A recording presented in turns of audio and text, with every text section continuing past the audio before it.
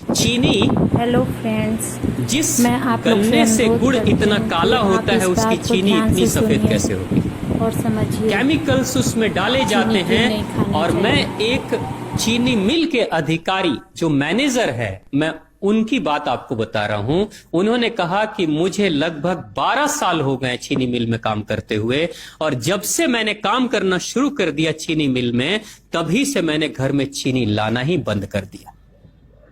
मैं तब से अपने बच्चों को चीनी खिलाता ही नहीं हूं, जबकि नौकरी से सैलरी वहीं से मिलती है, मगर चीनी नहीं। मैंने कहा कि आखिर कौन सी घटना घटी जिसके कारण से आपने ऐसा किया। तो उन्होंने बताया एक छोटी सी घटना कि चीनी मिल में जो ये पानी निकलता है ना, चीनी के बनने के बाद उस प्रोसेसिंग में जो पानी निकलता है, उस पानी में वो सारा केमिकल भी मिक्स रहता है, और उस पानी को चीनी मिल वाले लोग अक्सर एक टंकी में जमा करके रखते हैं। ये सभी चीनी मिल वालों के पास में होता है, आप भी कभी जाएंगे तो आपको भी पता चलेगा। वो टंकी में वो पानी रखा जाता है, लेकिन रोज रोज प्रोसेसिंग हो रहा है, रोज चीनी बन रही है, रोज बहुत सारा पानी आ रहा है, तो आखिर कब तक एक टंकी की क्षमता है ना, कितने दिनों तक वो टंकी खाली रहेगी। भर जाती है, भरेगी तो फिर क्या करेंगे, खाली करना है। तो क्या किया था चीनी मिल के लोगों ने, सोचा कि छोड़ो ना, अब कहां जाएंगे उसको फेंकने के लिए कहीं दूर, क्योंकि अब उतनी बड़ी टंकी जिसमें हजारों गैलन पानी है, उसके लिए ट्रांसपोर्ट में कितना खर्च आएगा, तो बेहतर होगा रात के अंधेरे में कहीं खेत में डाल देते हैं। क्योंकि जनरली फैक्ट्रियां तो होती हैं ऐसे ही बिराने में, तो कहीं डाल देते किसी खेत में, क्या पता चलेगा पानी है कि चीनी मिल का पानी है क्या है। तो ये सोचकर मैनेजमेंट वाले लोगों ने रात में ही उस पानी को खेतों में छुड़वा दिया, और नतीजा ये हुआ कि उस खेत की सारी फसल जल गई, मिट्टी बंजर हो गई। और जब किसान पता करने लगा कि आखिर क्या हुआ मेरे खेत में, जब चेकअप कराया वो मिट्टी का, तो पता चला कि इसमें तो चीनी मिल का जो वेस्ट मटेरियल है वो डाला गया है। तब उसको खबर मिली कि हां, किसी स्टाफ ने बताया कि हां, हमारे चीनी मिल से ही पानी डाला गया था आपके खेत में, और पूरी मिट्टी बंजर हो गई। उसने केस कर दिया और चीनी मिल वाले को मुआवजा देना पड़ा लाखों रुपए। तभी से वो स्टाफ कहते हैं कि जो मिट्टी को बंजर कर दे वो इंसान के शरीर में जाए तो क्या करेगी। उसी के बाद से मैंने अपने घर में चीनी लाना बंद कर दिया। और सच्चाई है, लगभग अगर आप देखेंगे तो अंग्रेजों के आने के समय अंग्रेज पहला चीनी मिल इन्होंने भारत में ही लगाया था। पहला चीनी मिल भारत में ही अंग्रेजों का लगा, और अंग्रेजों ने चीनी की शुरुआत की। भारत के लोग गुड़ खाते थे, चीनी नहीं खाते थे।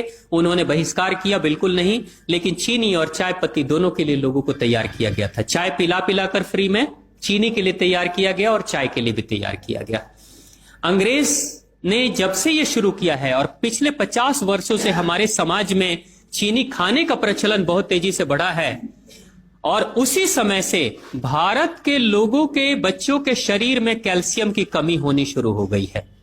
अगर कोई मां, अगर कोई बहन जो गर्भवती हो, गर्भकाल के दौरान अगर चीनी का सेवन अगर कोई बहन कर रही हो, तो चांसेस ज्यादा होते हैं गर्भपात होने के। कोई मां अगर बच्चे के जन्म से पहले 1 साल पहले से ही चीनी छोड़ दे और सामान्य भोजन करे, अपना ही दूध बच्चे को पिलाए, और कम से कम 5 साल तक बच्चे को चीनी ना खिलाए, खुद को चीनी ना खिलाए, उस बच्चे को कभी भी ऑस्टियोपोरोसिस की समस्या नहीं हो सकती। कैल्शियम की कमी उसके शरीर में कभी नहीं होगी। चीनी जब जाती है आपके शरीर में, तो बाहर जब निकलती है तो अकेले नहीं निकलती, कैल्शियम लेकर निकलती है।